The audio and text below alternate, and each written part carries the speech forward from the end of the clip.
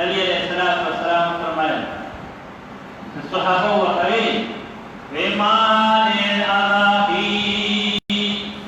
الله پیغمبر دا قربان څه دې دالاني چې خلک یې دې سمات دې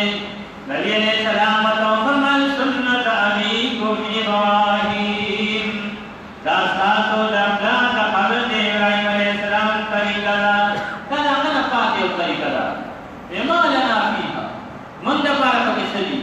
من چې قرباني کو الله تعالی براله سو خدا کوي نبی اسلام او فرمایي د هر وخت په بدل کې الله تعالی بدل دی کی درکې د صحابي په بدل کې څومره وخت دي د هر وخت په بدل کې الله پاک کوي کی درکې صحابه نه رسول یا رسول الله د الله پیغمبر کدا وړای نو بیا کګټوي مثال نو بغټ باندې وړای را خوري لري ته یو ډیر حساب لري اخو ډیر زیات دي نو دا دې د وختم د کار په بدل کې هم په دغه ثواب وي نبی رسول الله فرمایي او کله وخت کله ګډ وړای هم د هر کار په بدل کې الله پاک دې کی درکې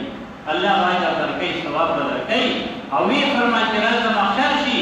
هغه د قرباني با په خپل سره په خپل اړو سره په خپل ویو سره په خپل دا ټول بدل سره راځي د الله په دربار کې او بیشتی کی بودا په پتل د دې کای ته جوړې کی نو محترمو قربانای بلدار کله قربانای پدای باندې کډې پیسې بلارس خیرات کې نو تا الله پاک هغه جنت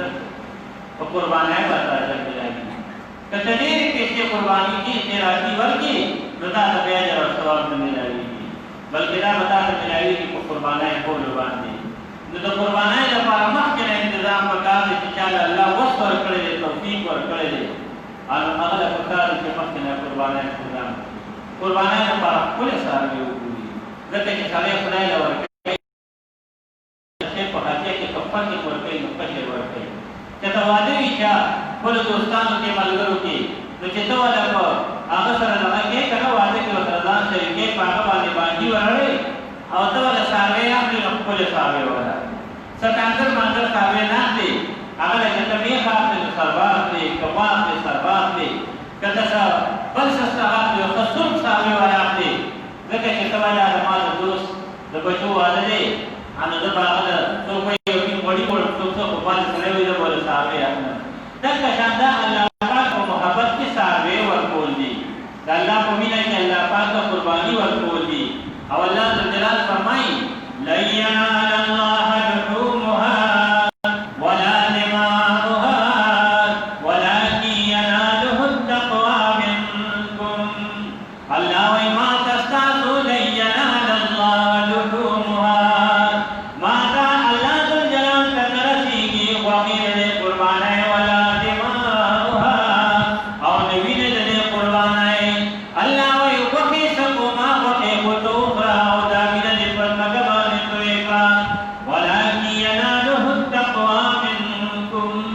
لكن ما تستاسو تقوى راسي استاسو من استاسو انيت راسي قرباني دي وکړه الله پاک په وحه ته وکړه بیان کو سوکړو باقي امیران یو کړو په بندیان یو کړو په مالدار یو کړو په خپل یو کړو په برادر یو کړو چې سره سره کې یو خاصو دې نشي نور سره سره کوي ځان بعض مشران په خوا وچکړه سګنا وکړي وچکړه پرېږ کې خدا سګنا کې نشته دي خدا څنګه چې ټول صاحب لپاره کافي دروازه ستاسو دې په کې خدا تاسو کار دې لګل کړم دا څه نه بلې سړي یو خرا اصل غریبانه فقیران به وسه یې قربان کړي هغه له ورکه کنه ټول له سنبال او کله انسان دا سنبال ټول کړه جایز دي الله نو الله په خوشتا شو وما هوته وکړه او سامون استاشوا ځان له څه جوړې جوړ کا او کله جوړې غریب دی ورکا یا مثال مدرسې ته ورکا یا بل چا دی ورکا الله بیا پر وینا شو خدا دې کړه ختم شو ما ته چې راځي نو واخا راځي او سرمن راځي د وینا راځي نه وکړاني ما دستان یا راځي ستا اخلاص راځي ستا راځي نو په خیر ادا په کلی نیت باندې کله سره کتل پکاري چې مرته چا شي ورکړي نو هغه شی ورکړي چې کوم کوي ځان له کتاب په کوی هغه خلک چې ډېر اوچته چته مېلمه باندې اوچت مېلمه یو ښه خوراک پې کوي هلته ویلا تاسو موټرویل سټېشن ته به دې بولم هلته به باندې هوټل کې او د ګډ غوښه به باندې وکړو نو د ګډ غوښه نو د ګډ قرباني په ټولې اوچته قرباني ده ځکه چې دا ډېره اوچته غوښه ده اوچت څاروی او که دغه نو بیا ورپسې څه چیلې چیلی ځکه د هغې غوښه هم نری ده نو د هغې درجه ده د هغې نه وروسته ورپسې سپندر ده ځکه دې غوښه بیا په نسبت سره د بیخین ته لږه خوږه ده ښکلې ده خلک یې خوښوي چې بازار کې غوښې شوي او بیخې حلالې شوي سروې نو خلک هغه نه خوښوي که سپندر ته حلال شوی سپندر یا سپندر نو د هغې غوښه خوښوي نو دغه شان دي په قربانۍ کې بیا که چېرې هغه ملاوي بل د هغې په بدن کې څه هم ډېر دي نو دا ویښته بدل کړي الله پاک اجر ثواب ورکوي نو هغه هم پکې ډېر شو نو بیا هغه ده بیا میخین دی د میخین اجر او ثواب په خپل ځای دی خو محترم الله پاک وایي ما له به هغه شی راکړي چې رب العزت قرآن کې یو ځای کې فرمایي وایي چې ته خدای ته روح ورکوي نو هغه شی ورکړه چې هغه ستا ځان له خوښ وي چې ځان له یې نه وي خوښه او دا دې څوک درکوي الا ان تغمضوا فيه مګر که ته سترګې پټې کړې ته وایي چې یاره بس ډېر دی ډېره ښه بس دا ډېره ښه ده الله وایي نه ما له دغه شی نه راکوي ما له هغه راکوي چې ستا اړو سره ولي زمونږ ملری وایي چې الله د هغې کې رحمت کړي هغه وایي چې چاته ته په زکات خیرات کې یو نوټ ورکړې نو یې د 10 روپو نوټ ورکړې نو نوې والا ورکړه نو یې د زوړ او د نوي طاقت یو دی یو شی چې بازار کې په 10 روپۍ دی نو که نوی نوټ ورکړې هم دغه دی هغه شی به د زوړ ورکړې هم دغه دی وایي دې نوي سره د بنده د اړه غوندې دغه کېږي نو یې د خدای په نوم کې ورکړې نو نوی نوټ ورکړه چې بټوه کې دوکاندار له پیسې خلک ورکوي سودا وکړي نو بټوه کې ګوتې وایي راوایي نو زاړه نوټونه چې راوباسي هغه به پرېږدي دا ولې د دې زوړ دا طاقت کم دی څه طاقت یې کم نه دی د تر ورته رړو کېږي الله پاک وایي ما له به راکړې لن تنالوا البر حتى تنفقوا مما تحبون الله وایي چېرې تاسو نیکۍ ته نشئ رسېدی څو پورې چې الله په لار کې هغه شی قرباني نه کړي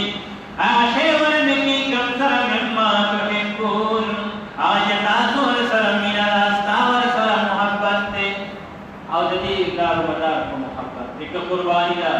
مینه غواړي که عبادت دی محبت غواړي که تلاوت دی محبت غواړي محترمو دې ټولو څیزونو دارومدار په محبت دی الله دې موږ ته خپل محبت را نصیب کړي چې مینه وي البانې خلک وي که نه